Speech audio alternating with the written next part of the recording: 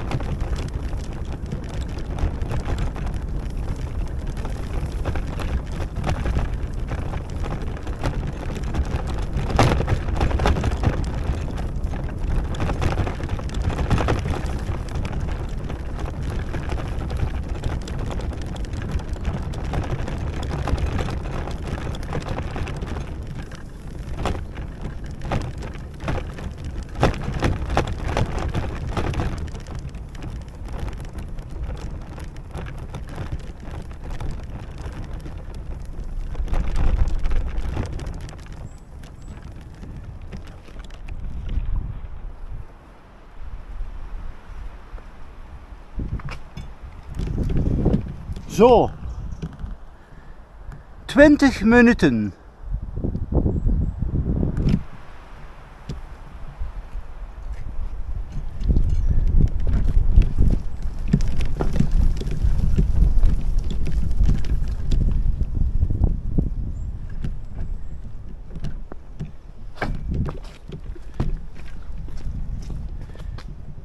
Dus Hulst busstation tot hier, de gewone stadsfiets zonder versnelling, gemiddeld 20 minuten. En je bent in België.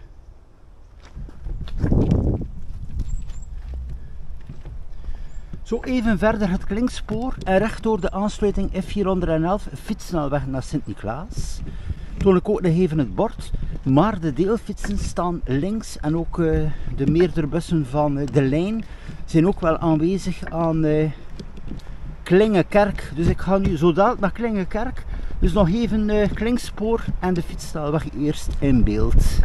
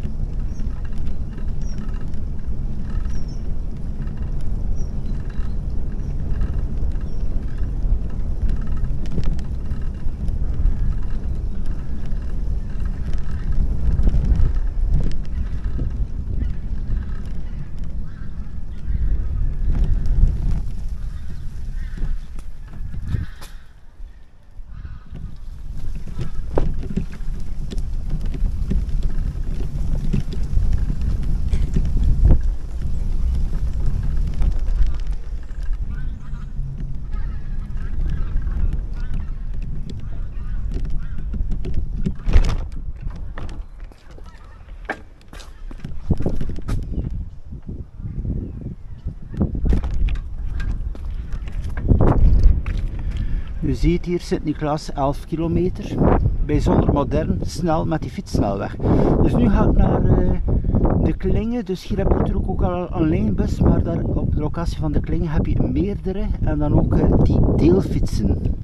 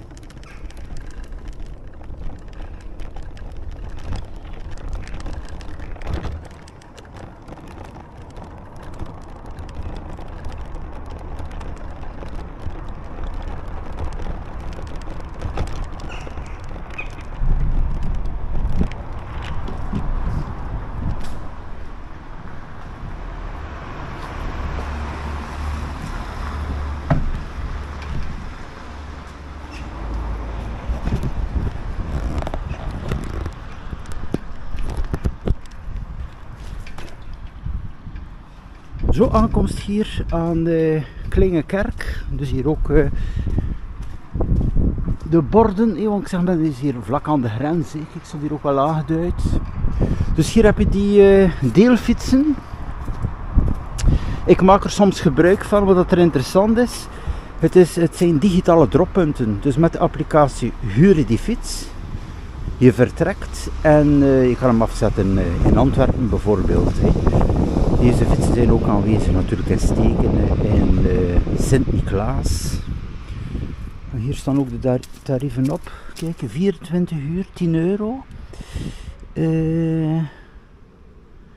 Ja, verschillende formules. Ook online bijvoorbeeld een kort traject. Betaal je enkele euro's. En dan krijg je ook wel promoties. Je krijgt ook wel af en toe een keer een gratis rit of gratis krediet erbij om te kunnen fietsen.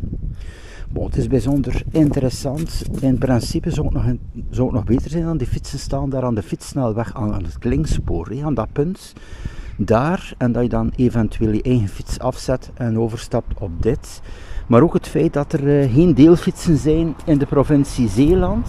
Allee, meer bepaald in Zeeuws-Vlaanderen. Deelfietsen in Hulst zouden ook wel nuttig zijn. Men neemt zo'n fiets, men zet het af aan het Klingspoor of hier en men stapt over op de lijnbus of eventueel op dergelijke fiets. Het is wel het belang dat je die fiets kan achterlaten. Nee, dat is het probleem natuurlijk. Wel, je eigen fiets gebruiken. Maar bon, voor bepaalde toepassingen is het wel interessant, die deelfietsen. Stel dat je dan toch een bus hebt om terug te keren naar Hulst. Bepaalde uren, dan je komt met de fiets en je keert dan terug met de bus.